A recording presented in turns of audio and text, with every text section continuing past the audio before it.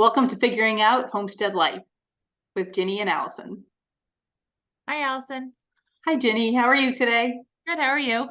Good. It's sprinkling here in New York. Oh, not here. We actually have a day of sun. Very nice. Yes, yes, yes. Very nice. So today's topic. Talking about our properties. Yeah, exciting stuff.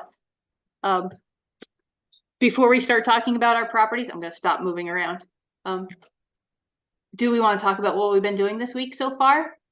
Sure. Yeah, we officially ordered our meat birds, so that's exciting. So they are on their way. They'll be here the 4th of July week. I'm hoping the holiday doesn't mess up the chicks being shipped in the mail, but I'm assuming they account for that when they ship them out because the post office will be closed on the 4th. I'm guessing they know what they're doing. They've shipped them out many times before around holidays. So that's the only thing I'm worried about. But we got 16. So we have to actually start building the chicken tractor now to get ready for them. But I think my SCOBY still hasn't come for my kombucha. I don't know what's happening with that. My SCOBY's delayed. So I haven't, so no kombucha over here. I did get my sourdough starter. It's going good. So I've baked some sourdough loaves. So that's been nice to get back in the swing of that. Yeah. So can I ask, where did you order your chicks from? Murray McMurray Hatchery. Okay. So, and I got I got 8 of the Cornish Cross and I got 8 of the Freedom. Well, I think it's like an improved version of the Freedom Rangers. It's like their big red broiler or something it was called. Okay. So we'll see what ones we like better. I think the red ones are supposed to take 12 weeks to grow out. It'll be interesting to see. We've always let our birds grow longer than the 8 weeks. And this year they grew, so we got them March 31st and we just processed them this past weekend, which was, okay. I didn't tally up the number of weeks. But that's definitely more than 8 weeks. It was definitely more than 8 weeks, but they're only 5 and 6 pounds. And normally we get a larger bird. And I was like, wow, they're small this time around. So we have 12 more that we're waiting to process. We're going to give them a few more weeks to grow out and see how they do. They're not having any issues. We keep them on grass. So we'll see. Yeah. But I'm curious to see how yours compare the 2 different kinds. So I think that's really cool. I'm sorry about your kombucha. Your SCOBY. Yeah, hopefully that finally comes someday. Yeah. Yeah. So mine's going. I took a sample of it and I was like, it could go a little bit longer. And then I started thinking about the whole mango pit. That only works if you don't do a second ferment in the bottles. So I do a second ferment in bottles. So I'm not going to chop up a mango pit to put in the bottles. That would be gross. Right. Okay. So I'm going to have to actually chop up some mango to put in. Chop up mango. Yeah. That's okay. I like mango. So yeah, we processed chickens. What else? We had a private goat yoga session yesterday. I've made some bread. Waiting on my kombucha to get to the point where I'm ready to drink it. Do you name your sourdough starter? Do I name it? Yeah, I've seen that's like a thing. People name their sourdough starters. And I was like, I never thought about doing that. I don't know. I wonder if Allison does. I've named it in the past, but then I killed it. So, so I felt really bad. So I haven't named this batch. So yeah, I should probably come up with some funny name instead of like a human name. Carl. No, we have a goat named Carl. I can't name it. Oh yeah. Yeah. We'll come up with something like something from a cartoon or something. Yeah. That works. So you want to start talking about the properties and how we got here? Yeah. Do you want me to go first or? Sure. All right. So we are new to New Hampshire. We moved from Massachusetts in 2019. We rented in Plymouth, Mass, and we were looking to buy our first home, and houses were very expensive in Massachusetts. So we started looking, well, my husband convinced me to start looking in New Hampshire, where we do have some family living. So it kind of, made sense with that as well. So we had to find new jobs, move to a new state, buy our first house, all within a couple months of each other. It was a little stressful. So I left a job I really loved. I never thought I would leave that company. So that was that was a little sad. But I did land a good, at a good company up here. So that worked out well. But yeah, it was stressful. It was fun. We looked at many houses before we found our house, which is it's an antique colonial. It's an 1820 colonial. It has like a little plaque outside, like a historical plaque, which was owned by Augustus Spinney, apparently was the man who built the home. I haven't been able to find out too much about him. I tried to research when we first moved in, but I couldn't find too much about him. We're on about 2.8 acres, and we have an attached barn on the house. And yeah, it's interesting to say you have an attached barn on the house, which I think back in the 1800s, it was pretty common to have an attached barn. Okay, yeah, because a lot of the houses around here that are of that same age, the barns are all attached. Yeah, and now people are building barn dominiums. Right. Yeah. All right. So for us, before we moved to the farm, we were on a almost 3-acre property, 2.5-acre property, probably about 30 minutes away. And we had chickens and a very nice garden. Randy has always been a very proficient gardener. He's very good at his garden. That was one of the things that appealed to me about him, was that a man with a garden? No way. So he had started talking about he had this vision in his head that he had always wanted to have more acreage. Like, he had the picture of 100-acre farm or 100-acre piece of property. It didn't necessarily have to be a farm. And I was just like, yeah, that's a pipe dream. That'll never happen. It was, yeah. We had some friends going through a major life change, and so he's like, we should start looking for a farm. At this point, we had been watching all the documentaries about where our food comes from, and just, we fell into we're watching too many documentaries about all this meat and stuff, and we can proudly say 9 years in, we've never had a recall on any of our meats.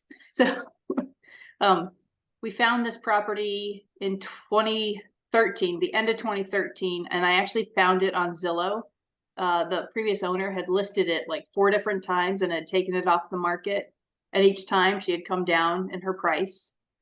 This house the house itself was built in 1940s. The barn is an 1890s bank barn. Oh. It's an old dairy barn. So I think there may have been like a fire or something, because the house was 1940s, but the barn was 1890s. Yeah. Yeah. And then the basement of our house, because we have a basement, the basement, the beams are like old barn beams, like with all the notches and stuff cut out. So it's really cool down there. Yeah. It's not a great place to hang out, but it's a nice dry basement most of the time. So yeah. So we moved in 2014 to 103 acres. I think I've said that in previous podcast. So yeah. Cool.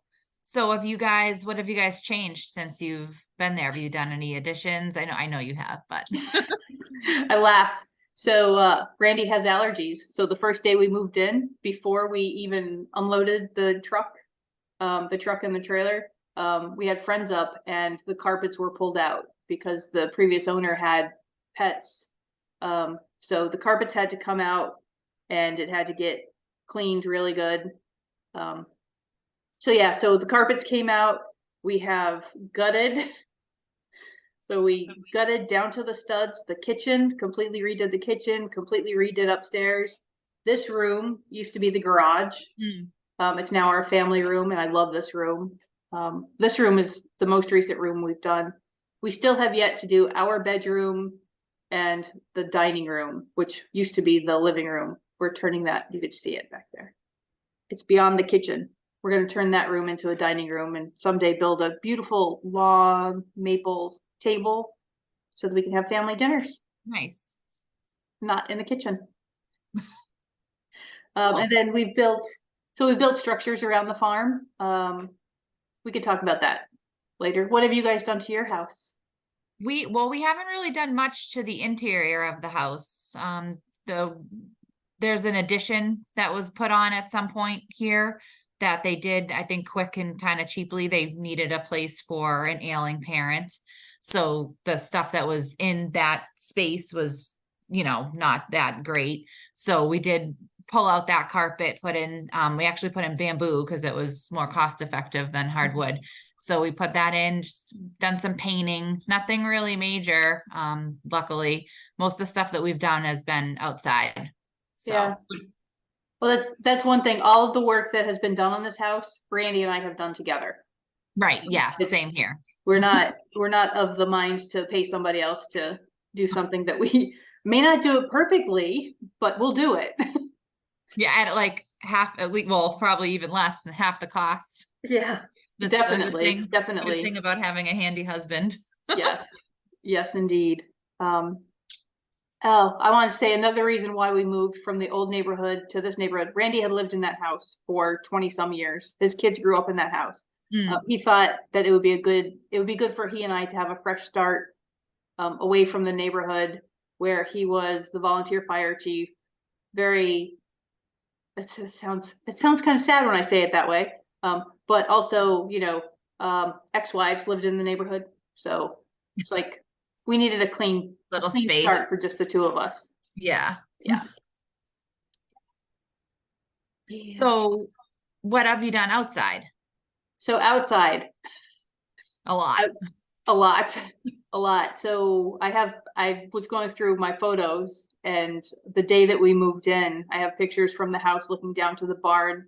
There were some fallen down structures on the property, including, I can't think of what it's called. There's an equipment run off the main barn that the beam had broken, so it was all sunk in. There was a broken corn crib with the concrete base, which was all busted up, just time. And then there were a couple other farm structures, which we don't know what they were specifically for.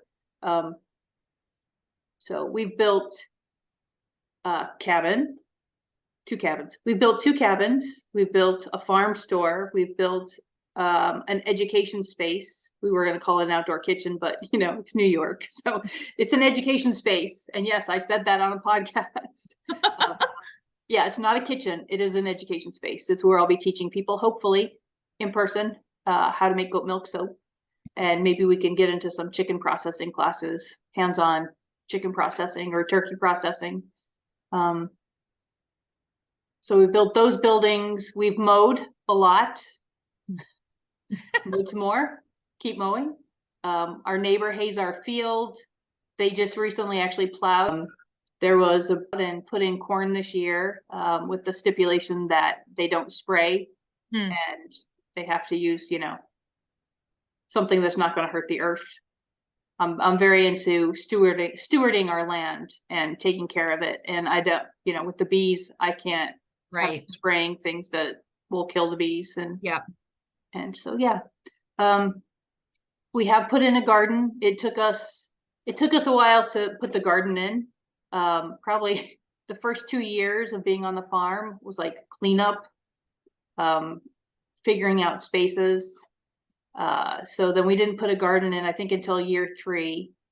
And we put up fencing, and that's one thing that we wish we kind of would have done later, was not put up fencing where we put up fencing for the animals specifically. So what about you guys outside? We have built the chicken coop for the laying hens.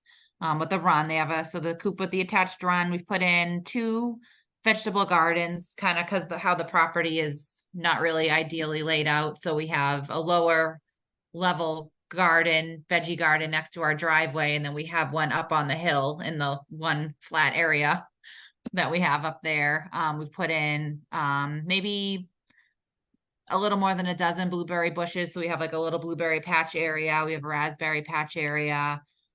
And I think that, I mean, we've just done some kind of general updating of whatever they had landscaping wise, like bushes and flowering, flower gardens and stuff like that.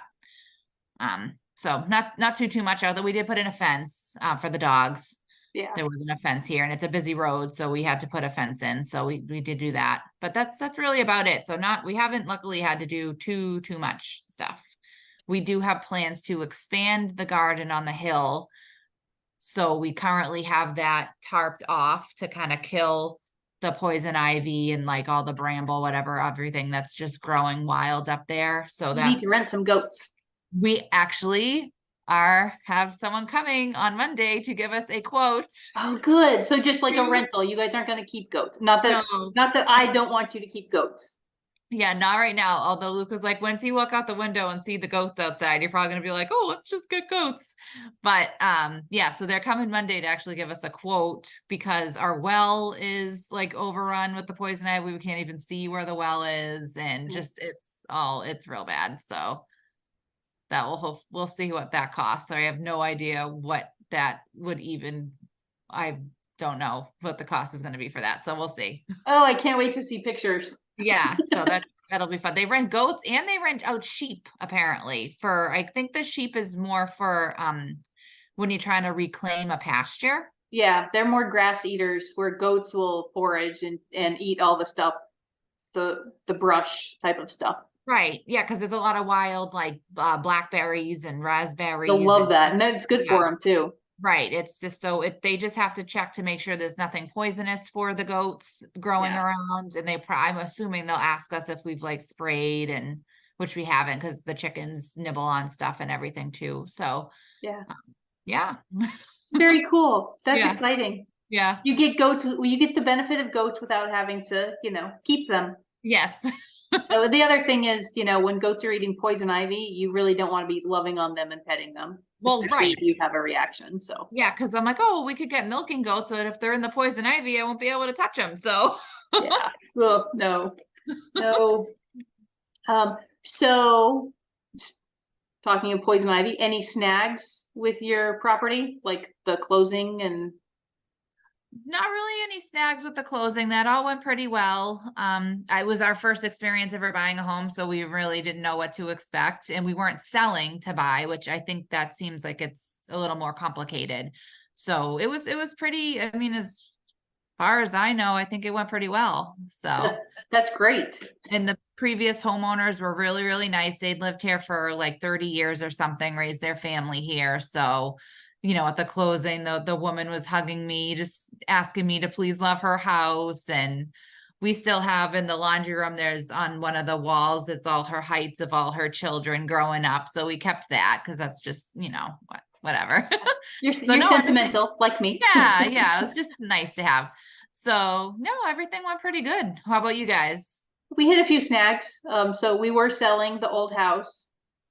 Which that sale went through pretty well. And Randy likes to tell the story. We were homeless for 1 hour from the closing of the house we lived in to the closing of this property. So it's our understanding that the 103 acres we're on had not been surveyed in modern times. So we had to get a survey, and getting a survey of a 103 acre property on a hill with woods and steep inclines is always, kind of expensive. Right. It's part of the old Williamson tract, which I was doing some research today, and Charles Williamson was from England, and he helped settle this entire area. So I believe this region was part of the Iroquois Nation, which is very interesting. I did not know that until I started researching that today. Oh, okay. Cool. So we had the survey that it took a while to get it surveyed. We had a neighbor on the back corner say that he had a gentleman's agreement with the previous owner, with the previous owner's husband, that he was going to give him some acreage, like a couple acres on the back corner. And he didn't have anything in writing. The man had passed away in 2006. The widow didn't know anything about it. So it was kind of like, but it held it up for a couple weeks to a month. So closing kept getting pushed off. And when you're trying to close on one property and set a closing for the new property, and banks and attorneys, although they're extremely helpful, sometimes it's like, okay, let's get the ball going. So, right. Yeah, that seems stressful. Yeah. Yes. When we've talked about moving, that's been like my biggest thing. I'm like, how are we gonna like work out like, because we can't own both houses at the same time. Yeah, So there's having two how is that mortgages. all timing? Yeah. Yeah. So Yes. So the one other thing is when we moved in, so I mentioned the house was kind of, it needed a little bit of refreshing with the carpets and stuff. And then down on the farm proper area, there were 40 rotten bales of hay that we had to. If I had known then what I know now, we would have kept those 40 rotten bales of hay and planted in them. yes, right, It's like the mulch. It was like, what was I thinking? I've learned so much in 9 years of being on the farm. So yeah. We talked about how much land each of us have. We talked about snags. Can you think of anything else? I did have I had some pros and cons about the property, if I don't know. So it's one of my pros and cons, it's actually the same thing. So one of the things I like about this house is it's on a busy street. So I do sell eggs at the end of the driveway, and hopefully eventually I'll have, once I get the garden expanded, and I could sell jelly and stuff like that. So it's good for like a little farm stand because it's a very busy street. It's a cut through to get to another town. So everyone drives by here. But the con is that it's on a busy street and it's loud during like prime traveling time to get to and from work. Yeah. So it's not very tranquil. You can't go outside and be enjoying the peace and quiet usually, unless it's in the middle of the day when everyone's already at work. So, yeah. And then I mentioned, we have the poison ivy issue. We also are on a really steep hill, which it's just a little difficult. We can't get any equipment up there. So everything we do, we have to do by hand because there's old rock walls, or there's the wellhead or the leach fields. It's like all kind of in the way, blocking your paths. So everything is by hand with a wheelbarrow, which when you're hauling dirt and mulch and compost and all that up a hill, strong muscles. Yeah. It's a little tiring. So yeah, that'll be interesting when we do expand the garden. How are we gonna get the stuff up there? Yeah. So, Get some pack goats. Yeah. Rent some pack goats to help you move some stuff up. Yeah, you guys do have a challenge with the slope of the property. Yep. Yeah. Yep. New Hampshire is pretty friendly on the like cottage sales types of things, selling jams and jellies. Yes. Yeah. I think it has to be under a certain dollar amount. I looked at, which I would never come close to getting to. So yeah, it seems pretty lenient. And it is pretty common. A lot of people have little farm stands around that sell, a lot of eggs. You see a lot of eggs, but also jams, jellies, honey, maple syrup, fruits, vegetables, all that stuff. So I'd even like to eventually do cut flowers. So yeah, luckily New Hampshire, live free or die. So yeah, I don't even know what New York State's motto is. Taxes. It's taxes. Taxes on this, taxes on that. We can sell maple syrup. We can sell honey. I can sell my goat milk soap. We can sell eggs. We can sell, I think it's up to, I want to say it's up to 10,000. We can process on our own property up to 10,000 chickens. It's either 10,000 or 1,000. I can't imagine doing that many chickens in a season. That is just way too much. We usually do like 25 birds at a time. So, but we cannot sell raw milk. I can't sell goat milk because I hand milk. And Okay. the process to get certified, even if I got like a milking machine, the process is so arduous that it's not worth it. Right. That's unfortunate. Yeah. Yeah. Yes. Do you have any advice for anyone that's looking for a homestead? Yes. So a couple pieces of advice I have are um, be realistic in your goals. Not everybody needs a 100-acre piece of property, and we've talked. It's like we don't need 100 acres. It's like if we had a place with 20 acres, that would be really, we could do whatever we needed to do still on that 20 acres. Mm-hmm. Which even 20 acres is a lot. Right. So it's think about what you want to do with the property before you start looking for a property. And right now, I would hold off on buying a property right now with interest rates. I know people are saying they're coming down. Well, I would just, ride it a little bit longer. And as Jessica Soward says, from Roots and Refuge, is turn your waiting room into a classroom and learn as much as you can. Do not start with all the animals. For us, and it sounds like for you as well, chickens are the gateway animal. Yep. Yep. We started with chickens. We moved into pigs after that.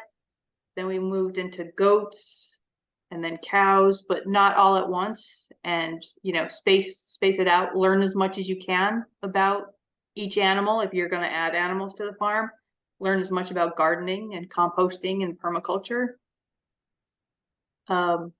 And we're all going to make mistakes and we all learn from them. Mm-hmm. What about you? Yeah, I mean, I would just say know what your kind of long-term goals or plans are. Yeah. Like we didn't really have a good idea of what we were going to want to do long-term, which is fine. Now we're kind of learning now. We're just doing the best we can with what we have. But I would try to, if you can, think about what you really want to do long-term and don't be in a rush. Just wait until the right thing really comes along. Yeah. That is something on that note, the waiting, you're not going to find, I don't believe you're going to find the perfect property with the perfect house, with the perfect infrastructure. Right. You're going to have to do a lot of work to get to where you want to be. And buying that cheaper property where you're going to have to do the work on the house, or you're going to have to do the work on the barn, or maybe it doesn't even have a barn. You're going to have to build a barn. Take it slow and be patient. Yeah, and the one thing you cannot change about your property is the location. So everything else you can change over time, but you cannot change where it is. So yeah. That's another thing. Sorry. Are you still there? yes. Okay. I had a 10-minute warning come up. We waited a couple years to plant a garden, and I'm glad we did, because that way we got to see where the water runs and how the water runs. So that was beneficial. Yeah. Also check with zoning. Yes, that's important. We were the old property that we were in 9 years ago. We were in a residential neighborhood. We weren't supposed to have chickens, but they didn't fine us or send us notifications because our neighbors got eggs and they didn't complain. Right. They didn't complain to zoning. They complained to us when the chickens got in their flower beds because our chickens were free range during the day. So yeah, but that's definitely check with zoning. Where we live now, zoning is fairly lenient on farm type of things. Yeah. Yeah, that's a big one. Yeah, you don't want to fall in love with a property and then realize, oh wait, I can't even have animals here. No, that's how we ended up with some extra goats, was because somebody had a herd of 8 goats in the size of one of our pens for 3 years, and they were in and out of court. And oh gosh, finally their attorney told them, you need to find a home for your goats. Yeah. It was a friend of Randy's son, and it's like, yeah. Yes. Do you have anything else to add before we wrap it up, or? So for me, I think I mentioned that I found this property on Zillow when we were doing the whole, maybe I didn't, I don't know. When we were doing the whole property search, and I was completely against buying a farm. And then we found this place, and we couldn't get up the driveway in a, no, it was a rear wheel drive vehicle that Randy had at the time because it was covered in a sheet of ice. So, before you buy a property, maybe check out what it looks like in each season. I know if it's a hot market, you can't do that. Yeah, But, no. we came and we visited the property in the middle of winter. It was covered in snow and the wind was blowing, and it literally took my breath away, figuratively and literally. It was just beautiful, and I feel like our farm, Homestead, it like hits me in the heart every time I go outside. It's just amazing. That's awesome. We didn't buy this property for the house, because the house that we were in, Randy had already remodeled like all the rooms, put an addition on. We had just redone the kitchen, and then we sold the house. And it was like, And now you can remodel all over again. yeah, if only we could move that house to this property, it would be perfect. That's what I always say to Luke. I'm like, if we could just pick up the house and put it on a flat piece of land somewhere, we'd be golden. Yes. So in your gardening, is there any challenges that you've had? I know the poison ivy is a challenge. Mostly the poison ivy, I would say. That's the biggest challenge. I mean, the hill we can work with. There is a flat area, so that's, or we can somehow level it with bringing in fill and stuff. But the biggest challenge, I would say, is the poison ivy, because you think you get it out of an area, and because we don't want to use poison. So I guess maybe if we were poisoning it, it wouldn't be as big of a deal, but we don't want to do that. So we're having to pull it out by hand, which means we're getting poison ivy. No matter how careful you are, how well you wash after, you still get it. Yeah. So I would say that, and we're the granite state, so it is very rocky. We grow lots of rocks. So I was going to say the same thing. Yeah. Trying to put in fencing or anything around the garden, it's everywhere you want to dig, there's a rock. So yeah, it's like people rave about Premier One fencing, and we have a couple runs of Premier One, and for me and for Randy, it's like it's a love-hate relationship, because the fencing, it works, but we have to take a hammer to get the stakes in the ground. We're not the granite state, but we grow rocks really well here. Yes. So what are your plans for the future? Well, we're getting the meat birds, like I said. We're expanding the garden. We have to get the goats coming to try to help with the poison ivy. Long term, we would like to get bees. Once we get kind of the garden and stuff settled. I would also like to get a more efficient way to boil maple syrup, because we do process maple syrup, but the way I do it is not very efficient. So, and we have the potential to do a lot more, but just the way I'm boiling it, it takes so long.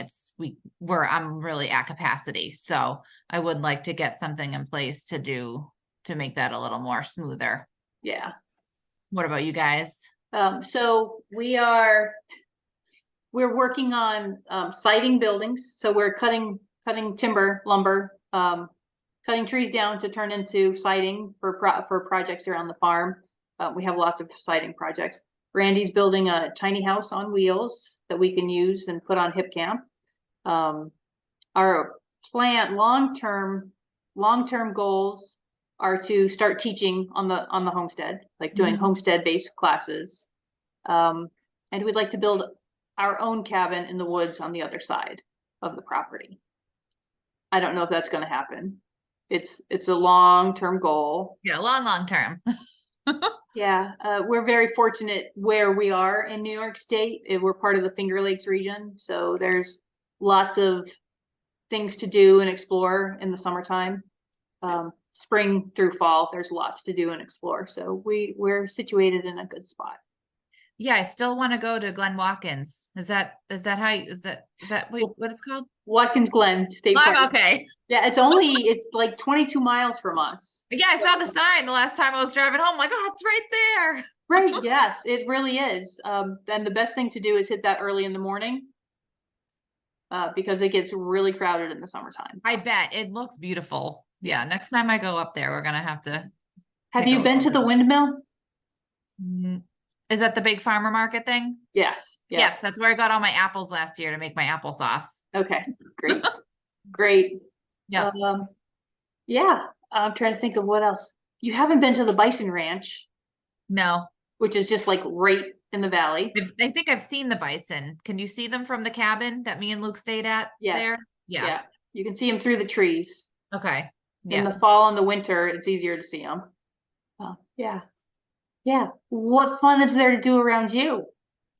Well, we're right by the White Mountains. So there's lots of hiking, kayaking, the Saco River or whatever is up there. So people like to tube down there. Lots of fun touristy things for kids. There's the railroad that goes up Mount Washington, which is really nice. So there's lots of stuff to do up here as far as, getting in nature and everything. Yeah. Are there museums? No, not that there probably is, but there's like the Shaker Village, which is like an 1800s village you can go visit, but I don't think there's like like an art museum or things like that. So we have the Corning Museum of Glass, and we have the Rockwell Museum, and we have the Curtis Museum, and we have a boating museum, all within probably a 20 to 30 minute radius of us. Oh, cool. Yeah, the Glass Museum is awesome. Yes. Yeah, we probably have stuff. I just don't know it. If I could just stay on the farm or the homestead, I'd be good too. It's like, I don't need that culture. No. Yeah, I just like to go into the mountains. If I'm going out, we usually go up to the White Mountains. So cool. Into the mountains to what is it? Off to the mountains I go to lose my mind and free my soul. Find my soul. Yes. I know I messed that up. Anyway. Well, I think we're going to run out of time on the Zoom here. Yeah, we have less than a minute. So do you want to sign us off? Yeah, so I just want to remind that we do have an Instagram account. So if people would find us on Instagram and follow us, that would be great. Also, if you're listening on whatever platform, Apple, Spotify, if you leave us a rating and a review, that would be awesome too. I believe that helps other people find the podcast, and it would make us really happy. We did have a review. Yes. Allison, I know we had one 5-star review, and a person made a comment, and I can't think of her handle. But she said she really enjoyed our first podcast, and this is our third. Yeah, so that made us really happy. So